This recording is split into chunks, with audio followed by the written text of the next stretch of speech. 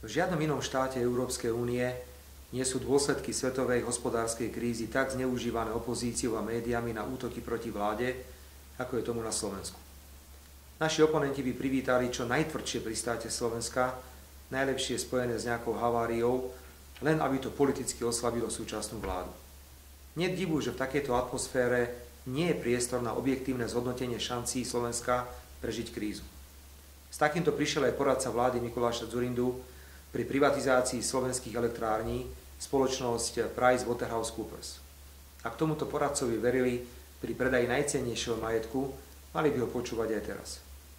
Medzinárodné finančné trhy pozitívne hodnotia najmä nízky verejný dlh Slovenska a naše schopnosti splácať záväzky. Na konci roka bude náš dlh predstavovať asi 34% HDP a patríme naozaj k najlepším v celej Európskej únii.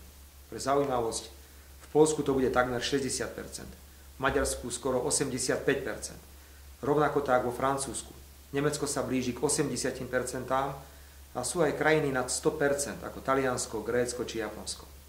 Kritika vlády kvôli zadlžovaniu štátu je preto obyčajným klamstvom.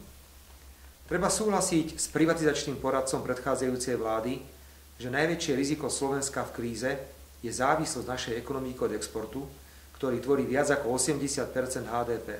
Suverene najviac v celom našom regióne.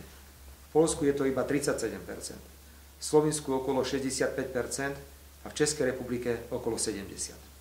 Slovensko má tak, bohužiaľ, najmenšie možnosti vnútornou politikou riešiť dopady krízy, pretože prepad exportu v Nemecku či Francúzsku riešiť naozaj nevieme. Nenariekame, hoci by sme mohli postaviť otázku, kto zodpovedá za takúto exportnú závislosť celej našej krajiny. Reagujeme masívnymi verejnými investíciami a PPP projektmi na diaľniciach, ktoré čiastočne nahradia výpadky spôsobené krízou exportu. Analýza spoločnosti PricewaterhouseCoopers považuje za najpodstatnejší protikrízový krok zavedenie eura. Ak sa budúci rok počíta na Slovensku s opätovným hospodárskym rastom, euro bude jedným z najdôležitejších faktorov pre rozhodovanie sa investorov. Podľa tejto analýzy zostane Slovensko naďalej najatraktívnejšou krajinou pre zahraničných investorov v regióne. Ak dovolíte, nebudem preto komentovať strašenie opozície a médií, najmä nie preto, lebo pri zavádzaní eura na Slovensku sa spoliehali, že zlyháme a že to opäť bude na škodu vládnych strán. Summa summarum, aj podľa renomovaných finančných inštitúcií máme dobré vyhliadky v boji proti kríze a požívame dôveru medzinárodných finančných trhov. Potvrdzuje to aj návrh rozpočtu na rok 2010. Čo k tomu viac dodať?